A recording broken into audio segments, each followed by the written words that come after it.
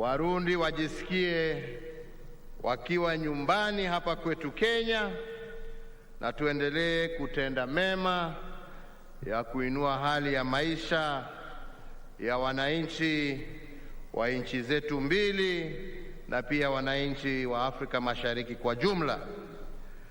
Lakini pia Mheshimiwa Rais, ningependa kukushukuru kwa kazi njema ambayo wewe na serikali yako mnaendelea kufanya ya kuhakikisha ya kwamba tumerudisha amani kwa nchi ya Burundi na wananchi wa Burundi wameanza tena kuona maendeleo. Na nataka nikuhakikishie leo ya kwamba sisi na wenzetu wa Afrika Mashariki tutaungana pamoja nawe tuhakikishe ya kwamba hii economic sanctions ambayo imewekwa kwa nchi yako imeondolewa, na ndio wananchi wa Burundi waweze kupata maendeleo ambayo wanastahili. So fellow Kenyans, today we celebrate the cultural diversity of Kenya, and we further strengthen our nationhood. For in the year 2015, I issued an executive order on the rotational hosting of our National Day celebrations in all our counties. Today, Kisumu City joins the growing list of counties that have played host to a National Day celebration. That is the counties of Nakuru, Nyeri, Machakos, Meru, Kakamega, Narok, Mombasa, and Kisii. This tradition allows for a focus on the positive contributions being made under devolution, while also enabling the hosting county to showcase itself on the national stage. Being in Kisumu today is significant and uplifting as we forge lasting bonds between the people of Kenya. The choice of Kisumu to host Madaraka Day this year is also intertwined with our national heritage, for there cannot be a better place to celebrate our liberation struggle and ponder the future of self-rule than here in Kisumu City. Kisumu is not only the historical hub of the East African Cooperation, it was also the intellectual incubator of some of the leading ideas behind our liberation movement. The national motto of Harambee, even though an import from India, was, for instance, introduced as a political rallying call here in Kisumu during the 1950s. After independence, our founding fathers popularized it as the national mantra of pulling together. Similarly, and led by Jaramogi Oginga Odinga, Kisumu was the epicenter of the push to release Mzee Jomo Kenyatta and the Kapenguria Six from their illegal detention by the British colonizers. Furthermore, during the detention of the liberation heroes at Kapenguria, union leaders from this region joined other Kenyans and quickly stepped into the gap to ensure that the liberation momentum was not lost. It was pre-independence leaders from this region who taught us that wacha aende mambo yake bana.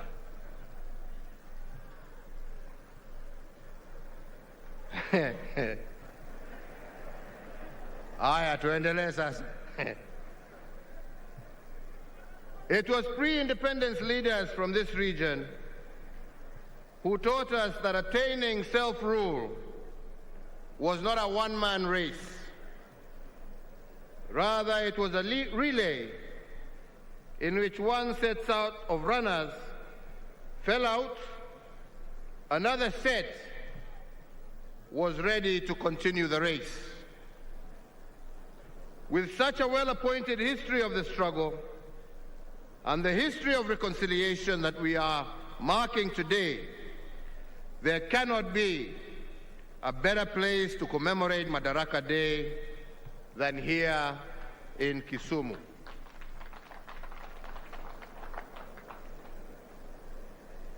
Fellow Kenyans, today we celebrate close to 6 decades of self-rule. We celebrate the return of our liberties, the restoration of our dignity, and the democratic resilience that we have brought over the last 58 years. Today we also celebrate the war heroes who gave their all, including their lives, for us to be free. They sacrificed their freedom and their lives, knowing fully well that sometimes those who plant the seeds of freedom may never enjoy the fruits that follow. For their martyrdom, we honor our fallen heroes this Madaraka Day, and we do it fully conscious that a nation that does not honor its heroes will receive no honor amongst nations, to quote one thinker. As we celebrate self-rule today, we must also honor our founding fathers who dared to imagine Kenya, the bold and selfless architects of this great republic. And from this region of Nyanza, we honor, among others, Jaramogi Oginga Odinga, Tom Joseph Mboya, who was the architect of our economic blueprint at independence, and Achieng' Oneko, amongst others, who was one of the Kapenguria Six. Today we honor all the founding fathers of this nation, and we must also recall their principles of nationhood, and I will today just mention a few of these. One, they taught us that a progressive nation is one that is in continuous conversation with itself. This is because nationhood is a negotiated process that needs constant alignments and adjustments in the pursuit of perfection. The architects of Madaraka, however, warned us, a fact that I will not tire to remind you, that in making such adjustments and alignments, we must always avoid the paralysis of constitutional rigidity. Two, they taught us that self-rule is not an end in itself. It is a means to a greater end.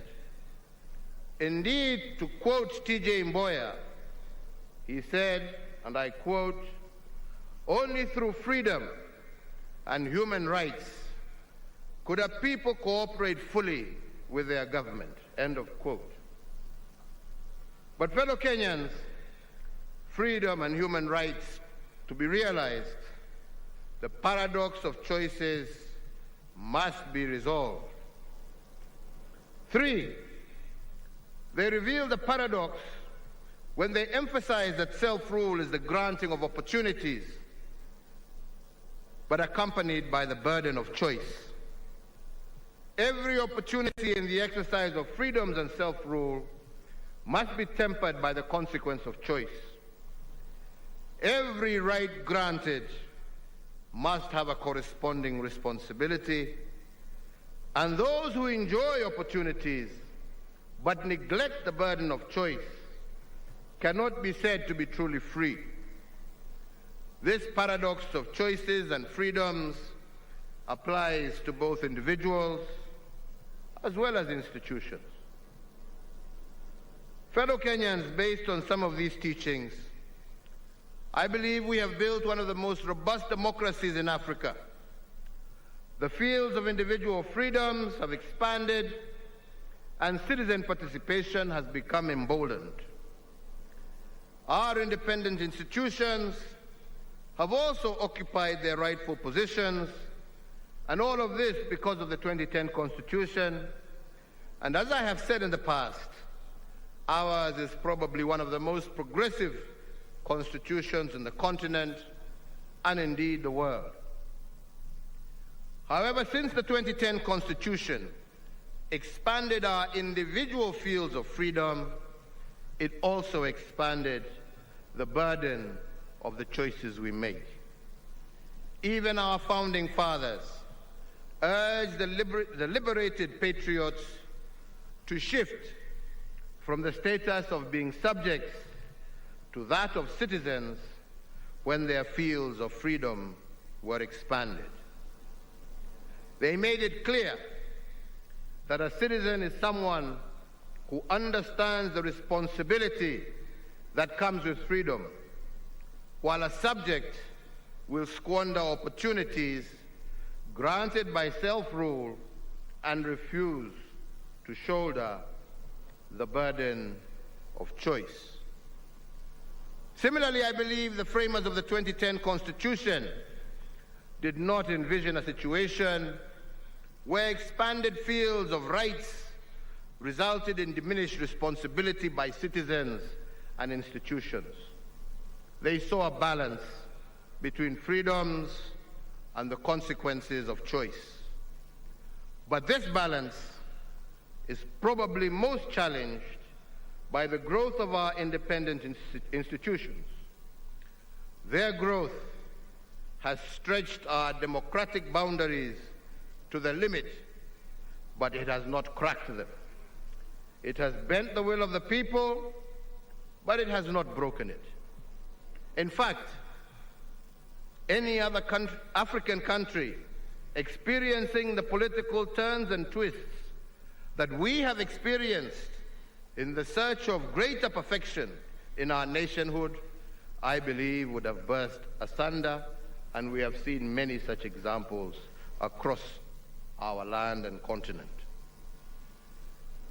From the nullification of a presidential election in 2017 to an attempt to stop the will of the people as expressed through the BBI, the judiciary has indeed tested our constitutional limits. While I stand by the rule of law, and I will always obey the decisions of the courts, I am also compelled by my position to heed the sovereign and supreme voice of the people of Kenya. And that is why our national conversation today must focus on the consequences of choice. If citizens are required to exercise their will and shoulder the burden of their choices, should the independent institutions therefore not do likewise?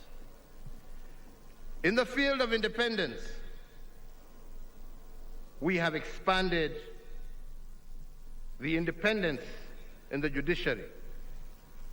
But how should they expand their field of their responsibility and respond to the summons of nationhood? Shouldn't their decisions also be accompanied by the burden of choice? These are the questions of our national conversation, and we should objectively ponder them. And here I must be frank and ask what I believe to be legitimate questions.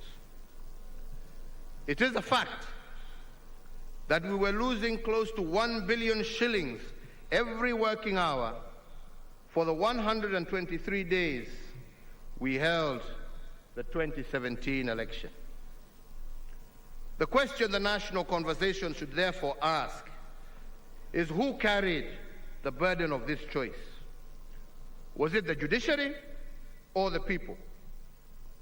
The truth of the matter is that it was the people who carried the burden of the choice. Development programs meant to make a difference in the lives of people had to be shelved. The second is that as a consequence of 2017, we initiated, together with millions of Kenyans, the BBI process that was meant to build bridges and create inclusive politics and end ethnic majoritarianism. If the court had subjected its decision to stop BBI to a cost-benefit analysis, in other words, if it had considered the burden of choice, then there are questions the judiciary would have asked. If we indeed were at a constitutional moment, is a decision against BBI a decision in support of the status quo? If BBI were to be stopped, who carries the burden of choice? On whose shoulders will ethnic majoritarianism rest? And who will carry the burden of losing 30% of our national budget every 5 years due to the toxic politics that BBI sought to resolve? The judiciary would have asked itself another question. Can Kenya truly be a democracy if the people are denied the opportunity to express their sovereign and supreme choice at the ballot box on the basis of elevating technicalities over the overriding objectives of the law? Our Constitution, fellow Kenyans, is not a yoke around our necks, but rather it should be a mighty sword that can break the chains that limit all of us as citizens. The moral foundations of justice demands that the judiciary bears the burden of choice and the consequences, therefore, especially when the burden of judicial choices is proposed to be carried out by the people. Fellow Kenyans, as I turn to the national question of our times, as is the national tradition every Madaraka Day, I wish to remind us of an instruction left behind by the founding father of our nation, Mzee Jomo Kenyatta. He said, and I quote, "Our children, born and unborn, may learn about the heroes of the past, but our present task is to make ourselves architects of the future." End of quote. This, fellow Kenyans, was a call to action. It was a call to predict the future by creating it. And against this backdrop, the national question of the moment must be poised. If indeed freedom is nothing but an opportunity to become better, how have we enriched what the founding fathers placed in our custody? Have we made it better than we found it? And has Kenya occupied its rightful place in the society of nations as a result of our improvements? I believe that that is the national question of the day. And in response to this question, I will use the 4 frames of our liberation struggle that have informed my administration. The first is economic. This frame is informed by the notion that political freedom in the absence of economic freedom is nothing but an illusion. Given that the founding fathers stood for economic inclusion and the administrations before mine was about economic recovery, my administration has embraced the maxim of economic acceleration. Economic acceleration in my administration is about increasing the speed of achieving our national goals. And we have increased the speed at national, county, as well as individual levels. At the national level, the colonizers left us with a gross domestic product, which is a measure of our national cake, of close to Kenya shillings 6.4 billion in 1963, using the exchange rate of the time. After 74 years of colonial occupation, that is what Kenya was worth every year. The combined administrations of Mzee Kenyatta, Mzee Moi, and Mzee Kibaki increased this national cake to Kenya shillings 4.5 trillion, and they did this in a span of 50 years. In the last 8 years, my administration has doubled what the colonizers and the first 3 administrations did in 128 years. Our national cake, our annual worth as a country every year, now stands at Kenya shillings 10.3 trillion. And even if you factor in inflation, our economic acceleration program has multiplied what the Founding Fathers left in our custody. At the county level, we have allocated Kenya shillings 2.3 trillion to our counties. This is equivalent to 16% of our GDP. What this means is that we have sent to the counties the equivalent of what our national cake was between 1885, when the colonizers came to Kenya, and when President Moi retired in 2002. That is the money that has gone mashinani. What they've done with it, hiyo ni yao. The BBI dream is to send even more resources to the counties in order to catalyze their accelerated development. And that is why we have proposed under the BBI to send 35% of our national revenue to counties. Fellow Kenyans, at the individual level, our economic acceleration initiative has focused on the allocation of title deeds. And I'm proud to say that we have accelerated land adjudication in a way that is unprecedented. The previous administrations combined issued 6 million title deeds to Kenyans in 5 years. In the last 7 years, my administration has issued 5.1 million title deeds. On a pro rata basis, ladies and gentlemen, this is 7 times what previous administrations had done combined. I am happy that close to 20% of those title deeds we have issued are in the Nyanza region. In fact, most of them right here in Kisumu County. The title deed is what our founding fathers fought for when they made land ownership a central plank of our independence struggle. And by accelerating land adjudication and settlement, my intention is to ensure that we give security of tenure to as many Kenyans as possible. The next frame is what I call the big push investments. Our founding fathers laid the foundation for the future they dream of. Then they dared us to build that future by doing big things. But on this, they also cautioned us that to do big things, you cannot be distracted by small things. The big push investments are about laying the ground for our economic takeoff. Many Kenyans have asked why my administration is investing in big infrastructure projects. Why roads, rail, why ports? Indeed, when Cecil Rhodes, the British colonizer, and his cohorts dreamt of the road from Cape Town to Cairo, their vision was not the road. The road was not their dream. The dream was what the road would do for them.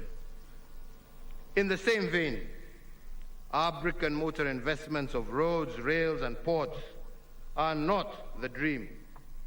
The dream is what the big push investments will do for Kenya and how they will transform our standing in the community of nations and form the basis of national prosperity and the creation of decent and steady jobs for our people. Take, for instance, the Lamu Port, which I commissioned 2 weeks ago. It is the first port to be built in Kenya since the port of Mombasa in 1896. For 115 years, no government has built a deep-sea port on the East African coast of the Indian Ocean. Kenya is the first country to do so. Similarly, the history of this port dates back to 1972, when the idea was first hatched. It took 49 years for us to conceptualize and mull over this port, but we, in a period of 8 years, have made it a reality. Once this port is operational, Kenya will have claimed its stake in the Indian Ocean real estate. The port of Lamu will be able to handle ships the size of those that transit through the Suez Canal. And this capacity will not only increase our transshipment business, but will also impact over 130 million residents of the East African region. Another big push investment that we have been engaged in is the revival of what I call dead capital. We have done this because the instructions of our founding fathers was to take care of what they had built. And in this regard, we have revived 566 kilometers of dead meter gauge railway. The revived 200-kilometer Nairobi-Nyanyuki railway will be a game changer. Every trip, the train will transport 1,600 passengers, which is equivalent to a convoy of 120 matatus. And the cost per passenger will be Kenya shillings 200 compared to current Kenya shillings 500 by matatu. Although it takes a little longer by train, the passenger will make a 60% saving using the revived rail system and have more money left in his pocket, while at the same time traveling at greater comfort and safety. Further, by moving our tea and coffee through this line at greatly reduced costs, the result is extra shillings in the pockets of our hard-working farmers. But I believe the most uplifting story of the revival of dead capital is one big push investment, and that is the port of Kisumu and the reconditioning of MV Uhuru'S vessel. I will not talk about the jobs this has created or will create and the buzz that it has evoked. These are obvious. But let me just focus on the economics of this decision. Today, to transport fuel by road from Kisumu to Uganda takes 72 hours because of the long queues at the Malaba border. But to transport fuel from the port of Kisumu to Port Bell in Uganda by ship takes only 12 hours. This means that by the time a tanker makes one trip to Uganda, MV Uhuru will have made 6 trips. Then there is the question of volume. One tanker carries 20,000 liters of fuel, but one wagon aboard our vessel in Kisumu carries 60,000 liters, which is 3 times the size of a tanker, which means that every time the ship sets sail, it carries 1,100,000 liters of fuel. If the ship accommodates 22 wagons, each voyage it makes to Port Bell is the equivalent of a convoy of 66 tankers headed to Uganda. What is more is that it costs $35 to transport 1,000 liters of fuel by road per kilometer. Over the lake, it costs $16 to transport the same through the port of Kisumu. That means for every $2 spent transporting fuel to Uganda by road, you spend only $1 through the port. Furthermore, the fuel lost, don't ask me how, but the fuel lost, kila mtu anajua nini inatendeka huko. The fuel lost by road transport was estimated to be worth Kenya shilling 6 billion every year. Today, by transporting through rail and lake, this has been reduced to 0, while fuel adulteration is a thing of the past. For those asking why we have made a big push investment in the port of Kisumu, that is your answer. It takes 1/6 of the time to transport goods by ship compared to by road, and this is good for traders, but also for investors, making our region that much more competitive globally. To date, that one single vessel has transported close to 50 million liters of fuel to Uganda. If in one trip you can carry 3 times the volume compared to tankers, I believe that that is good commerce. If it costs you half the price to use the port of Kisumu, that, my friends, is good economics.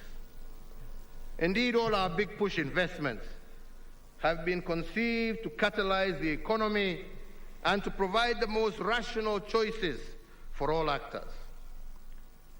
So, fellow Kenyans, I want to go to a third frame that I would like us to ponder over this Madaraka Day, and that is the restoration of dignity.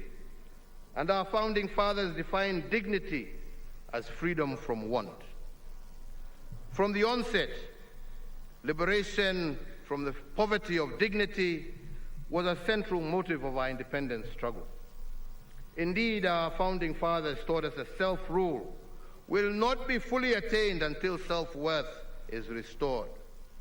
And the national question we must ask is whether we are on track to liberating our people from the poverty of dignity, and to what extent have we liberated them from want.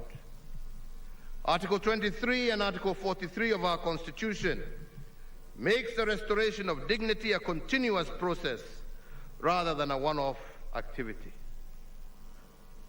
We must ask this Madaraka Day is how well have we rendered this aspect of our freedom? Some may ask what poverty of dignity is. Let me explain. Before we started the big push investments in Nairobi, there was only one clinic with 15 beds serving 500,000 residents of the Mukuru informal settlement. Meaning that when a mother delivered a baby in Mukuru, she had less than 1 hour of postnatal care before being asked to leave to make way for the next patient. This is the poverty of dignity. We have fixed this indignity by building 25 hospitals in our informal settlements of Nairobi to ensure that our mothers do not need to go through that kind of indignity again. Let me give another example. When a patient suffering from kidney disease had to travel for 70 kilometers from Siaya to Kisumu 3 times a week for dialysis, that was a tragic indignity. But further, the tragedy of this indignity was made worse because the patient needed 10 dialysis sessions a month, and if one session cost between Kenya shillings 9,000 and Kenya shillings 16,000, it meant that the patient had to spend between 90 and 160,000 shillings per month. How many farmers from Siaya can afford 160,000 every month for dialysis? Such patients had to sell their ancestral inheritance in order to get treatment. The net effect of this was that their illness ended up diminishing their families and indignifying them for generations to come. Today, I am happy to note that a patient from Siaya no longer has to travel 70 kilometers to Kisumu for treatment. There are dialysis machines in Siaya at the sub-county level. Similarly, he does not have to pay 160,000 a month for dialysis or sell his ancestral land. All he needs to do is to spend 500 shillings every month on an NHIF card, and this card gives him free dialysis every month. If dignity is freedom from want, then we have restored it using our health interventions, as I have just stated. I say this because between 1963 and 1978, as a country, we had only one renal unit and one dialysis machine. President Moi added one more, and President Kibaki added 4 more renal units. By the time our administration took over, we only had 6 renal units for the entire country. Today, and in only 6 years, we have 54 renal units with 360 state-of-the-art dialysis machines distributed among all 47 counties. Coupled with the NHIF card, this upgraded health infrastructure has restored the dignity to many families previously condemned to disinherit their children because of disease. The dignity of families is supported by sustainable livelihoods, and it is for this reason that my administration's agenda continues to focus on creating an enabling environment that offers every Kenyan an opportunity to participate in the economy. Over the years, for example, micro, small, and medium business enterprises have turned to be breeding ground for indigenous industries. Because of this remarkable expansion, their contribution to national development continues to grow from strength to strength, and they are today the greatest engines of employment creation in our nation. To enable this region make its contribution to our national development, I look forward in the coming months to once again visiting Kisumu to commission the development of the 1,000-acre Kisumu Special Economic Zone. This singular initiative will provide immense opportunities for value addition of agricultural products for the entirety of the Western region and enhance the blue economy activities of the Lake Victoria Basin. The dignity that we seek to restore through livelihoods, I believe, will give every Kenyan an opportunity to participate in economic development. For instance, many of our Juakali artisans and craftsmen have had to endure the inequity in the tendering of contracts because of their lack of ability to get certification, hereby denying them the opportunity to get access to work. I am announcing, therefore, today a new initiative by my administration to provide a framework for the recognition of their skills through the awards of certificates based on competence in order to enable our Juakali sector participate in various economic opportunities that have currently been denied to them. In this regard, I today direct the Ministry of Education through the Kenya National Qualifications Authority to, within 1 month of this date, issue a policy framework for the comprehensive recognition of prior learning. This policy intervention will expand the opportunities for artisans and craftsmen in our Juakali sector to participate more meaningfully in our economy. Fellow Kenyans, I will now end briefly with the 4th frame of our national question this day. I say so because stability and peace is the lifeblood of our republic. What we have built for 58 years can be destroyed in one day of political instability. But we cannot engage in political stabilization if we continue to live in political denial. For instance, and I will say it again, everyone knows that the BBI is good. It's good for our country. It is even good for those people who are unhappy with it. But too many Kenyans have embraced fear of change over the need to continuously strive for a more fair, just, peaceful, cohesive, and democratic Kenya. They oppose the bill sometimes not because of its substance, which even its harshest critics concede is good, but because, unlike our founding fathers, they cannot dare to imagine a better Kenya for all. Fellow Kenyans, political stabilization will be easily achieved. And as for all of us, the political elite of this country, if we are going to continue to remain short-termist and self-serving, the consequence of our choices will become a permanent burden on our people. Let it be clear to all Kenyans, short-termism is not the path to political stabilization.